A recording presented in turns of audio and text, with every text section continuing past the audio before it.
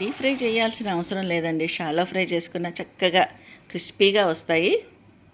వీటిని ఏమనుకుంటున్నారు? రాజ్మా వడలండి. హై ప్రోటీను, హై ఫైబర్ ఉన్న హెల్దీ స్నాక్స్ ఏంటండి, మార్నింగ్ బ్రేక్ఫాస్ట్ కూడా చేసుకోవచ్చు. ఇవి పిల్లలకి పెట్టండి, చక్కగా ఒక 4-5 తినేస్తారు. పైన క్రిస్పీగా, లోపల సాఫ్ట్గా, చాలా చాలా టేస్టీగా ఉంటాయి. ఇవి వీడియో అయితే చివరి వరకు చూడండి. నేనైతే ఒక చిన్న కప్పుతోటి రాజ్మా తీసుకున్నాను.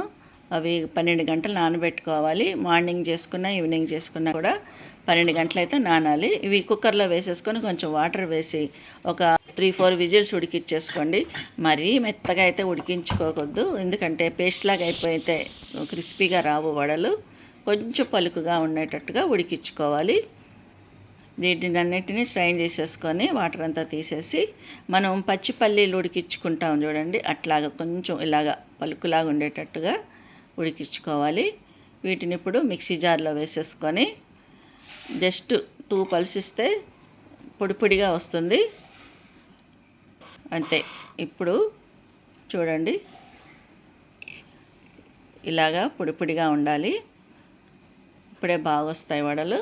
వీటిని మిక్సింగ్ బౌల్లో వేసేసుకొని పచ్చిమిర్చి, కొంచెం అల్లం, 2 వెల్లుల్లి రెబ్బలు వేసి మిక్సీ పెట్టుకోవాలి. నేను డ్రై ఫ్రై చేసిన ఓట్స్ పౌడర్ వేస్తున్నాను, 2 టేబుల్ స్పూను. మీరు దీని ప్లేస్లో శనగపిండి కూడా వేసుకోవచ్చు.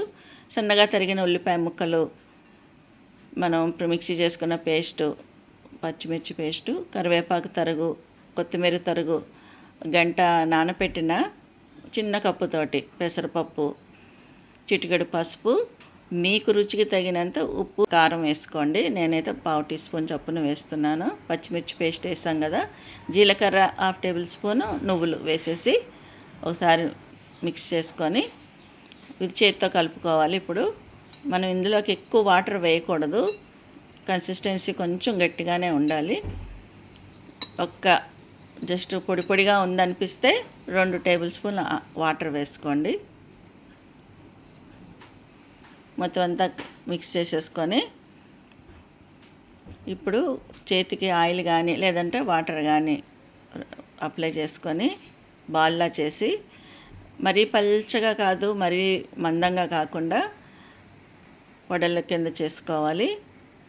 దీన్ని డీప్ ఫ్రై చేసే అవసరం లేదండి, చక్కగా షాలో ఫ్రై చేసుకున్న క్రిస్పీగా వస్తాయి.